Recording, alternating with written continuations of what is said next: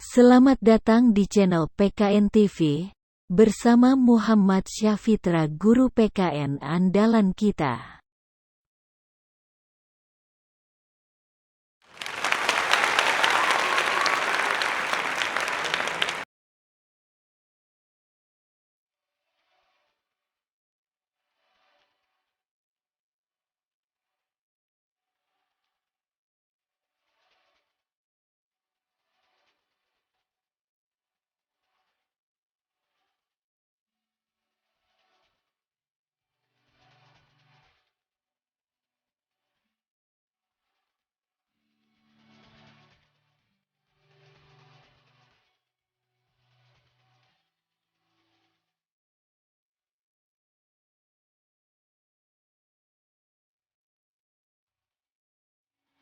Assalamualaikum warahmatullahi wabarakatuh.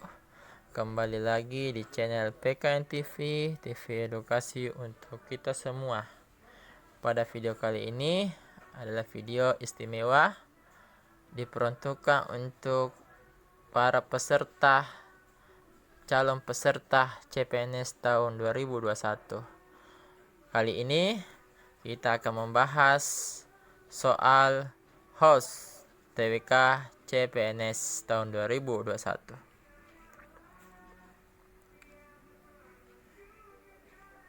Sebelum kita membahas soal-soal host atau bentuk-bentuk soal host, maka terlebih dahulu kita harus mengetahui dulu pengertian dari soal host itu sendiri. Soal host adalah suatu jenis soal yang di dalam pengerjaannya memerlukan kemampuan analisis yang tinggi. Biasanya soal host ini berupa soal yang agak panjang dan bercerita.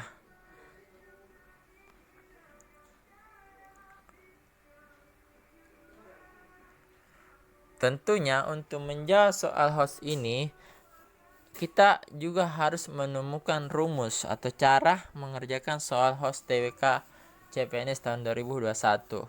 Nah, tujuan dengan adanya rumus ini adalah untuk mengefisienkan waktu, mengerjakan soal dengan cepat, tepat, dan benar. Bagaimana caranya? Yakni kita harus menemukan dulu kata kunci pada soal CPNS tahun 2021 di tes wawasan kebangsaan.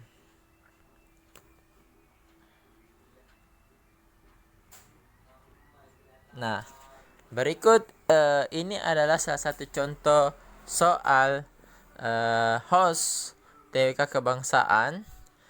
Di sini kita bisa melihat soal tersebut itu sangat panjang sekali ya. Sangat panjang dan ibarat sedang bercerita. Nah, di sini kita lihat soal nomor 1, kita bisa menemukan kata kuncinya. Kata kunci pada soal ini adalah ekonomi kerakyatan. Di soal ini membahas masalah ekonomi kerakyatan. Kita lihat di paragraf pertama.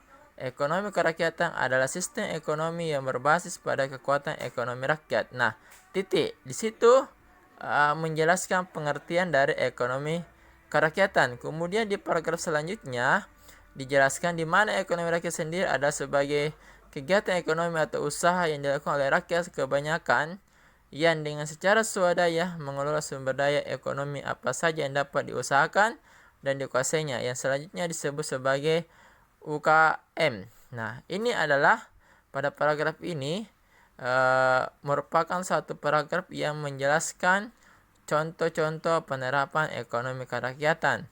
Nah, kemudian pada akhir soal ini itu dihubungkan dengan Undang-Undang Dasar tahun 1945 pasal 3 ayat 1. Nah, di dalam soal ini bagi peserta yang tidak hafal Undang-Undang Dasar 1945,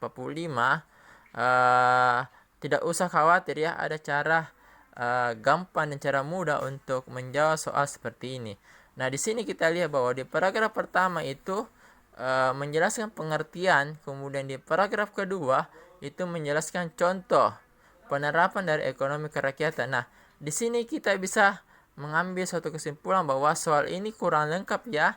Biasanya kalau ada pengertian tentu terdapat tujuan ya, tujuan atau prinsip. Nah, disinilah yang mau dibahas bahwa yang mau dicari tahu di sini adalah tujuan dari ekonomi kerakyatan ya. Jadi tidak usah perhatikan undang-undang dasarnya pasal berapa, ayat berapa. Nah, di sini yang diminta dari soal ini adalah tujuan ekonomi kerakyatan itu sendiri. Kita lihat opsinya ya.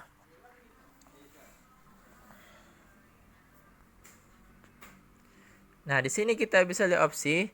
Jawaban soal A, soal 1 itu A, B, C, D, E. Kita lihat yang mana termasuk dari tujuan ekonomi kerakyatan.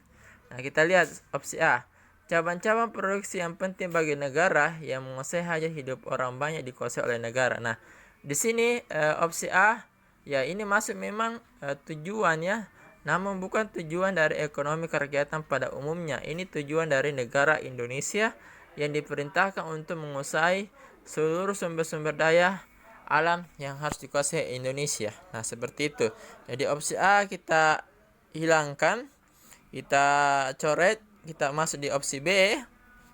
Nah, opsi B, perekonomian disusun sebagai usaha bersama berdasar atas asas kekeluargaan. Nah, di sini kita lihat di opsi B ini sangat tepat ya, merupakan tujuan dari ekonomi kerakyatan, di mana tujuan ekonomi kerakyatan itu adalah suatu ekonomi yang didasarkan pada asas kekeluargaan, asas gotong royong. Jadi jawaban yang tepat dari soal nomor 1 ini adalah A ya. A. Jadi untuk opsi C, D, dan E itu kita tidak usah lihat karena memang C, D, dan E itu dikhususkan untuk merujuk pada salah satu negara, sementara di soal itu tidak merujuk salah satu negara, bukan Indonesia yang dibahas tapi ekonomi kerakyatan. Maka jawaban yang tepat adalah B. Perekonomian disusun sebagai usaha bersama berdasar atas asas kekeluargaan.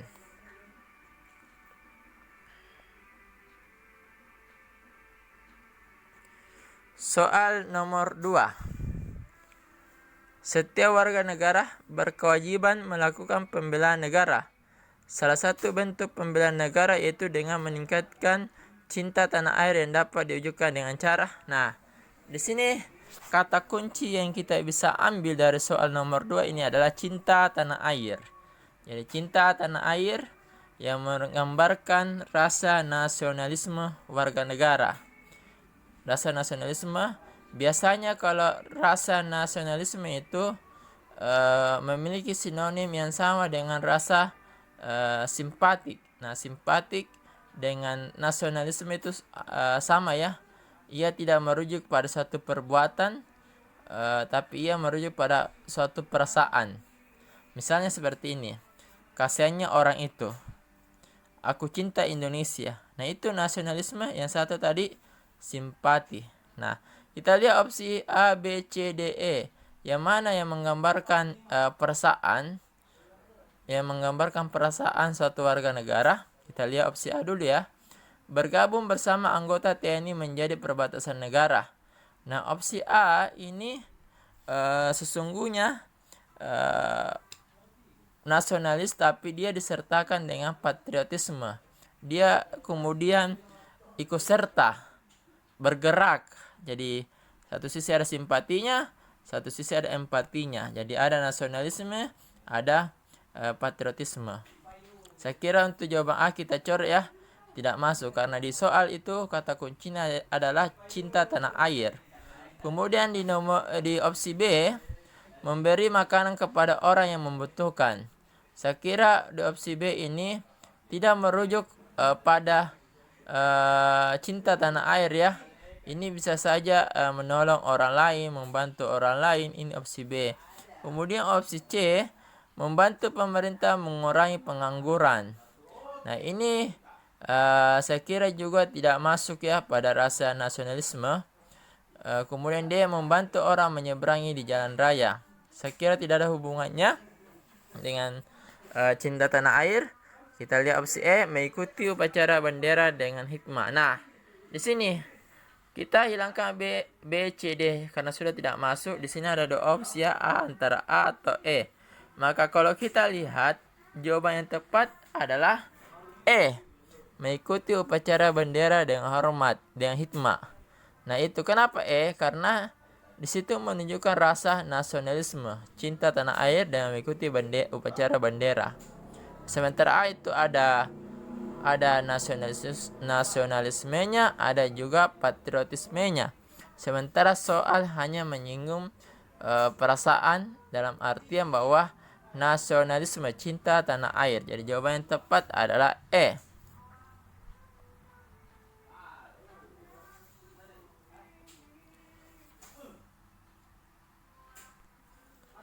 Nah, bentuk soal host lainnya nomor 3 kita bisa lihat ya. Tadi kita sudah bahas sampai nomor 2. Sekarang kita lanjut pada soal nomor 3. Pancasila sebagai ideologi negara tidak cukup hanya untuk dihafalkan sila-silanya, tetapi yang terpenting harus diterapkan dalam kehidupan bermasyarakat, berbangsa, dan bernegara. Di bawah ini yang bukan pengamalan sila kemanusiaan yang adil dan beradab adalah, nah, kata kunci dari soal ini adalah pengamalan sila kemanusiaan yang adil dan beradab. Nah, itu kata kuncinya. Kita lihat opsi A. Gemar melakukan kegiatan kemanusiaan. Saya kira ini masuk dalam pengamalan sila kemanusiaan ya. Tenggan rasa. Ini juga masuk dalam pengamalan sila kemanusiaan yang adil dan beradab.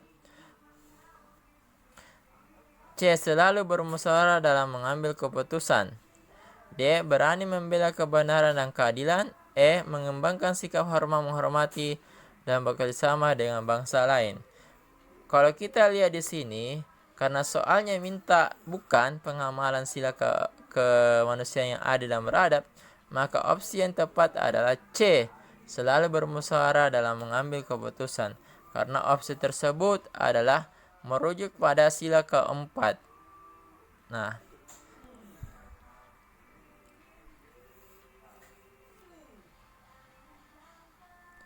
soal terakhir, semoga calon peserta CPNS tahun 2021 hingga sampai nomor 4 ini dapat dimengerti ya. Apabila ada pertanyaan bisa kemudian ditulis di kolom komentar. PKN TV akan membalas komentar tersebut. Semoga ada yang bertanya ya. Itu harapan dari kami selaku tutor di TUK soal TUK CPNS di YouTube PKN TV ini. Soal nomor 4, dalam sidang BPUPKI, Insinyur Soekarno mengumumkakan prinsip dijadikan dasar negara. Nah, di sini bukan soal host tapi soal yang merujuk pada hafalan ya. Hafalan. Nah, saya kira kita lihat saja gampang sekali ya untuk menjawab soal seperti ini. Tentu pada saat sidang BPUPK pertama itu ada 3 tokoh yang mengeluarkan ide atau gagasan. Ada Soekarno, ada Yamin, dan ada Supomo. Tentu kita ketahui bahwa Yamin itu menggunakan kalimat pri-pri. Ada tidak kata pri-pri di sini? Pri kebangsaan, kemanusiaan, ketuhanan. Berarti opsi A ya kita coret. Kemudian pendapatnya Supomo ada juga kata keseimbangan lahir dan batin, musyawarah, keadilan rakyat. Berarti opsi D ini merupakan pendapat Supomo, kita coret. Berarti sisa B, C, dan E. Nah, ini B, C, dan E. Yang mana pendapat dari Insinyur Soekarno?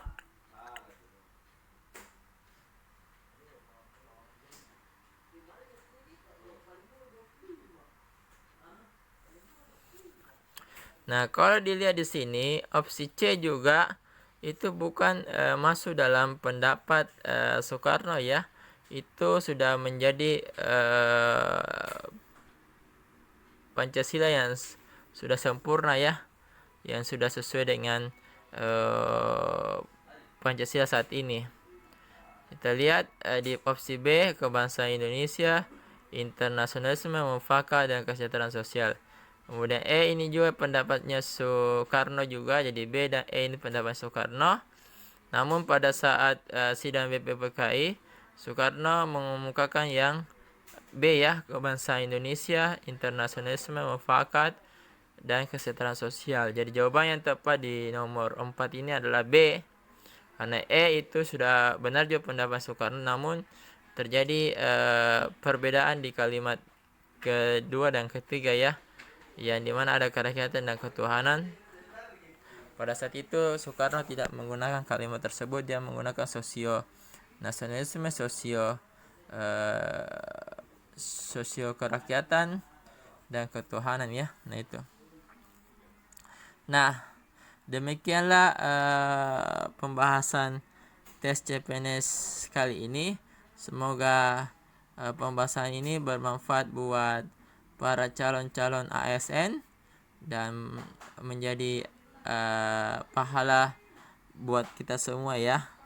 Dan mohon maaf apabila terjadi kekurangan pada pembahasan soal ini, karena sesungguhnya saya selaku tentor masih dalam proses terus belajar memperbaiki channel PKN TV. Terima kasih. Assalamualaikum warahmatullahi wabarakatuh. Selamat malam, selamat pagi, dan salam sejahtera untuk kita semua. Terima kasih telah nonton PKN TV. Jangan lupa subscribe ya.